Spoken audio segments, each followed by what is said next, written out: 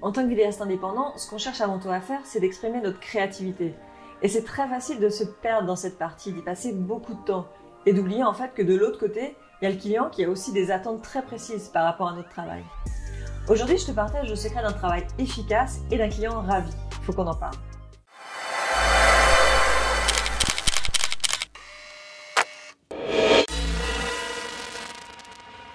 Bienvenue sur Focus, l'émission business pour les freelances de l'audiovisuel qui se transforment leur passion en argent.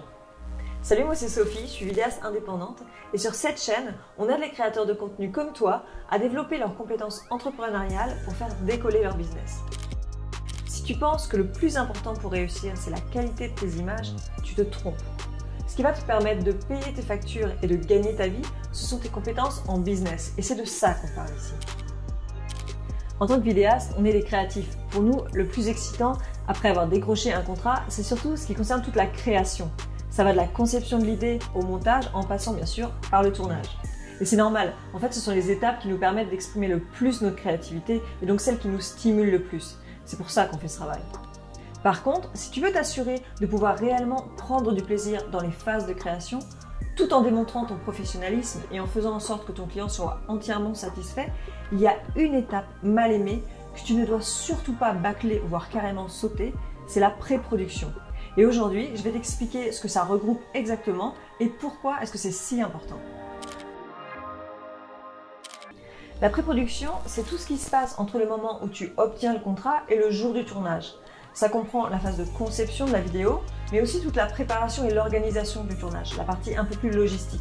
C'est pendant cette phase que tu vas mettre tout en place pour rendre possible ton tournage. Bien sûr, selon le type de projet et leur taille, les besoins en pré-production peuvent varier. Plus un projet est gros et plus les étapes de pré-production vont être nombreuses parce que tu auras beaucoup de choses à coordonner. On va voir ensemble les détails et les avantages des deux grandes étapes de pré-production, c'est-à-dire la conception et la préparation, à la fois pour ton client et pour toi. Une fois que tu as obtenu un contrat, la première chose à faire en fait, c'est de déterminer le concept de la vidéo.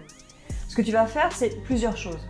D'abord, tu vas rédiger un synopsis qui va en fait présenter l'objectif de la vidéo et les choix de style et de rythme de montage que tu vas faire en justifiant leur pertinence par rapport à l'objectif visé.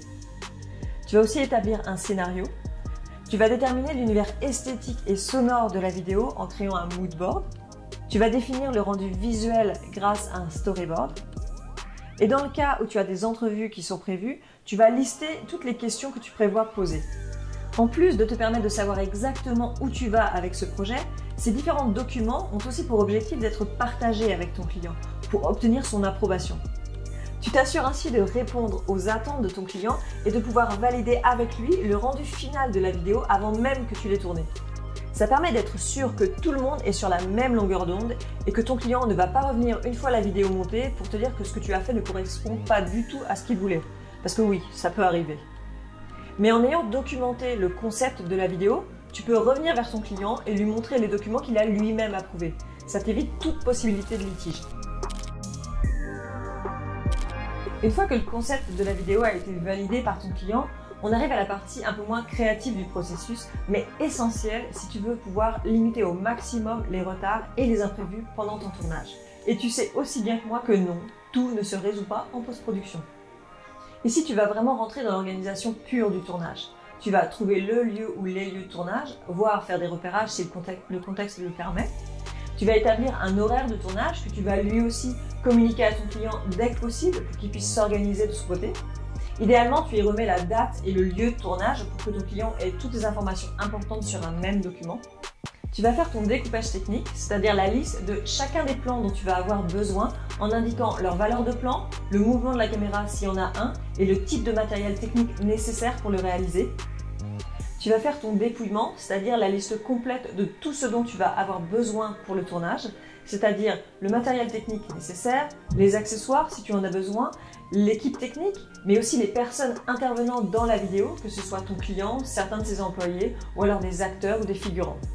Bref, tu vas faire une liste complète de tout ce dont tu vas avoir besoin le jour du tournage. Et si jamais tu as besoin que ton client fournisse certaines ressources humaines ou matérielles le jour J, tu lui fais aussi un dépouillement à part pour t'assurer que lui aussi n'oublie rien le jour du tournage. Alors c'est sûr qu'en fonction de la taille du projet, de sa nature, du contexte de sa réalisation et même parfois du client, c'est pas forcément nécessaire d'être aussi complet. Tu peux très bien adapter le tout et faire une version beaucoup plus condensée qui te suffira amplement. Mais je te dirais que le minimum, c'est d'avoir une checklist de matériel, les heures de début et de fin de tournage et une shotlist pour t'assurer de n'oublier aucun plan à tourner. Alors pourquoi est-ce que c'est si important de se préparer comme ça pour un tournage? D'abord, ce sont tout simplement ces étapes qui rendent possible ton tournage. Si tu n'as pas de lieu, pas le matériel nécessaire ou les ressources humaines dont tu as besoin, ça risque d'être un peu compliqué. Mais surtout, et c'est le rôle essentiel de la pré-production, ça te fait gagner un temps fou à la fois sur le tournage et en post-production.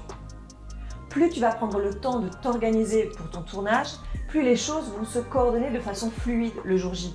Et moins tu vas avoir à gérer de gros imprévus comme une lentille oubliée, une lumière manquante ou un participant absent par exemple. On sait tous les deux qu'il y a toujours des imprévus sur un tournage.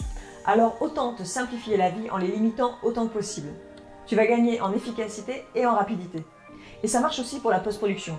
On est d'accord qu'il n'y a rien de pire que d'arriver devant ton poste de montage et de te rendre compte que tu as oublié de tourner certains plans vraiment importants ou alors que la lumière supplémentaire que tu avais oubliée aurait vraiment été utile. Si tu as tout listé avant de tourner, tu évites au maximum ce genre de cauchemar qui t'oblige soit à retourner si tu peux, soit à redoubler de créativité au moment de l'editing. Faire une vidéo, ça prend du temps et faire une bonne vidéo, ça prend beaucoup de temps. Et sans vouloir tomber dans les clichés, ici, le temps c'est de l'argent, que ce soit pour toi ou pour ton client. C'est donc vraiment essentiel de ne pas sauter ou bâcler la phase de pré-production si tu veux t'assurer de la qualité du rendu final de ta vidéo, mais aussi de la satisfaction générale de ton client durant l'ensemble du processus. Pour conclure, si tu veux pouvoir profiter au mieux de la partie création de ton travail et en plus d'assurer de la satisfaction de tes clients, tu as deux choses à faire. La première, c'est de t'inscrire à cette chaîne et d'activer la cloche pour être sûr de ne manquer aucun de nos conseils. La deuxième, c'est de bien retenir ceci. En t'assurant d'être parfaitement organisé et en communiquant à ton client toutes les informations dont il a besoin pour s'organiser de son côté, tu démontres ton sérieux et ton professionnalisme. Tu t'assures que ton tournage soit le plus efficace possible et que le produit final corresponde parfaitement aux attentes de ton client. Client ravi, et toi aussi. Focus, c'est ta chaîne, elle est faite pour toi. Si tu as des conseils de pré-production dont je n'aurais pas parlé, n'hésite pas à les partager en commentaire. Indique-nous aussi tous les sujets que tu aimerais qu'on aborde. Et si tu veux en apprendre plus sur le business de l'audiovisuel, mets-nous un pouce bleu et abonne-toi à la chaîne pour continuer à améliorer tes compétences en business. Nous, on se retrouve la semaine prochaine pour de nouveaux conseils business et en attendant, reste focus.